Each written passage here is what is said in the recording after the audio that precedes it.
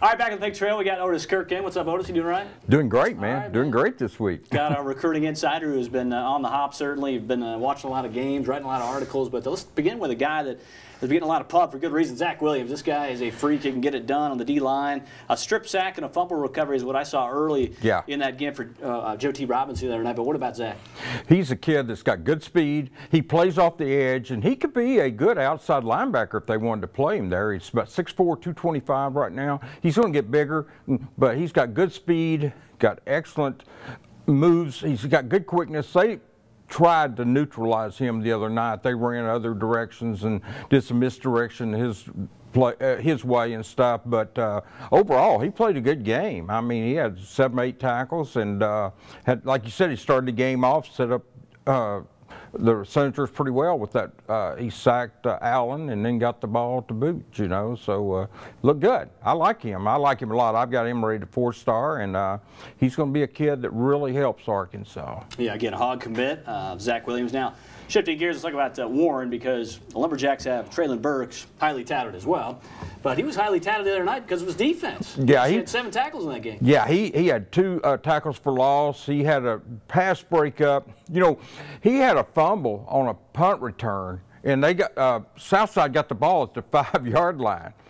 He personally on that series, he had a tackle for loss to about 7 yards. Then he broke up a pass that was over the middle. It would have been a touchdown. He broke that up. So baseball Southside doesn't score on that possession, and Traylon was so mad. You know, he laid on the field for a minute after he fumbled, and everybody, you know, even one of the Southside guys was over there checking on him, but he was fine. He was mad at himself, but he took it only to himself to stop them and not allow his fumble to give up any points there. I understand there's a fishing element to Traylon Burks and Marcus Miller. They're pretty pumped about getting here. Yeah, and finding some spots, right? Yeah, and they love to fish, but they love to play together too.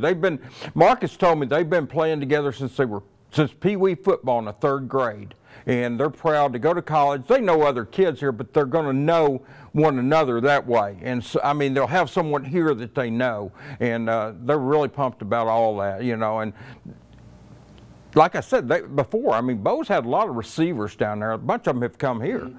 But they haven't turned out the defensive lineman like Marcus Miller, and he can play. He had a couple of tackles for loss too, Drew, and I think he had 6 tackles if I remember right.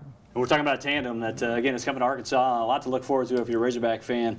We talk about Traylon Burks and Marcus Miller. All right, Hudson Henry, really excited about this kid. Don't know where he's going to go yet, but Arkansas is high on his radar for good reason. We all know the family history there with the Henrys, but Hudson the other night looked really good in a 50-14 victory for PA over Harbor. He had 8 catches, 162 yards, 2 touchdowns. But the catch-and-go element, that guy gets it and he goes. Yeah, he could have had over 200 easily had he stayed in the game and the game not been a blowout. But Hudson, on that 54-yard touchdown he caught the ball and he broke several tackles on the way to the end zone. And, you know, I've laughed at Anthony Lucas because Anthony has told me that Hudson can be better than Hunter. And I've always said, you know, hey, I'm going to take the Missouri approach to that. Show me, you know, because we're talking about a guy that won the Mackey Award and then done it in the NFL. Exactly. But let me tell you, Hudson can play. Whether he's better, I asked him about if he gets a lot of comparisons, you know, with Hunter, and he said, yeah, but he takes it as a compliment. And he should. I mean, you know, you're talking about the 2 best tight ends. I've seen 3 really, really good tight ends out of the state, and that's Keith Jackson, DJ Williams, and Hunter Henry. And now Hudson's coming along in that lines too. So, I mean, you're talking about some good football players. I mean, some big shoes to fill if you're Hudson Henry. But, again, high praise for that kid right now at the moment. Safety Juwan Boyd from Springdale. I want to talk about this kid because he's one of the top juniors in Arkansas. And what are you seeing from him right now? Well, you know, he's one of the top juniors in basketball. He can play both sports. I asked him which is his favorite sport, and he told me football because it's in season right now. But he gets that question a lot too, as you would expect. But he's a kid that can really run first. He's in the 4.4, 4.45 range, got good size. You know, he's got to put on some weight and muscle, but he'll do that. But he came to an Arkansas camp this summer and worked defensive back. He played some corner, he played some safety.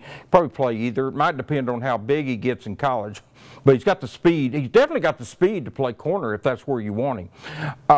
He is just you know, he's just a kid that he's one to watch. Right now he doesn't have the offers, but he's getting a lot of letters from schools and stuff. But he's definitely one to watch for the future because I think he ranks up there with some of the top juniors in Arkansas. Okay, we'll keep our eye on that. Yeah. Elliott Harris, he's just 13, 297 pounds, and he's getting a lot of interest right now. Elliott Harris Jr. as well about these guys. Yeah, I'm glad. You know, you've got Elliott played here from 2001 to 2004. Elliott Sr. Elliott. Marion is, like I said, 13 years old. He'll be 14 on September the 8th, but he's about 297 pounds. You've got Elliott Jr. about 315 or so pounds.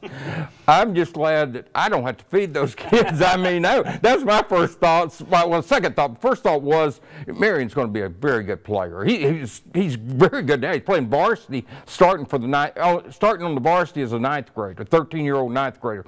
I shouldn't say he's going to be good because he is, but he's a kid that's only going to get better. Alabama's already offered him verbally, and he has just got the size that he's going to be a freak. I mean, he's going to be a freak athlete, freak player. He can run well.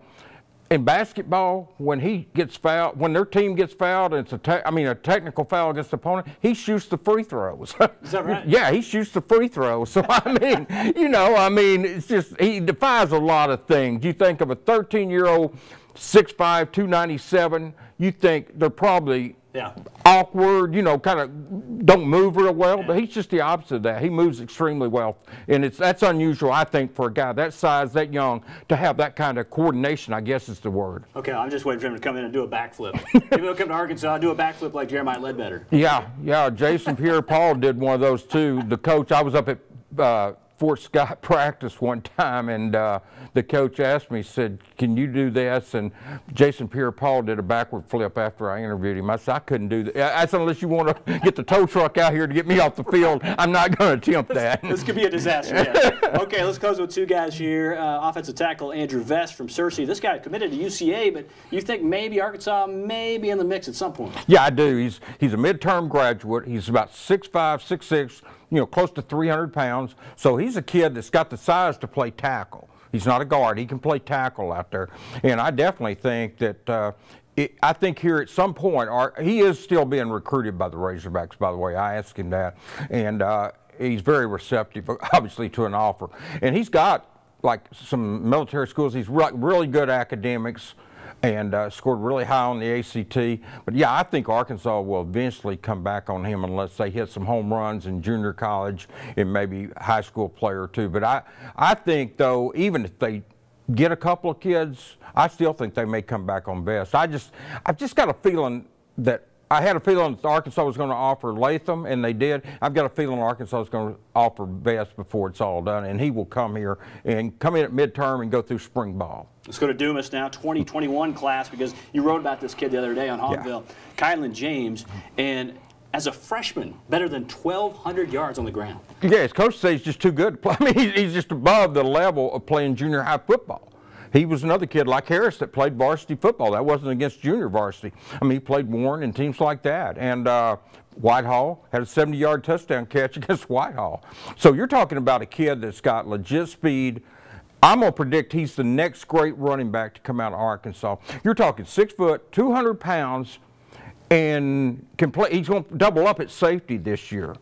And, you know, and the thing about it is he's the type kid, if it didn't work out at running back, he definitely could play safety, because you're talking about in the 10th grade, 200 pounds, you know, and that tall. So, you know, yeah, he's going to be a player to watch in the future. And he's actually a player to watch right now, but he's someone, like I said, it's kind of like Harris and the others. He's going to get better. Obviously, as he gets older, he's going to get better if he can avoid some kind of major injury or something. But other than that, he's going to be big time. Do you get any sleep right now writing all these stories? No, I don't need any sleep, man. I just need another story to write. Like I said, man, he's got the John Gruden going on. All right, Thanks, Otis man. Kirk. He's on Hogville. Check him out. Back with more after this.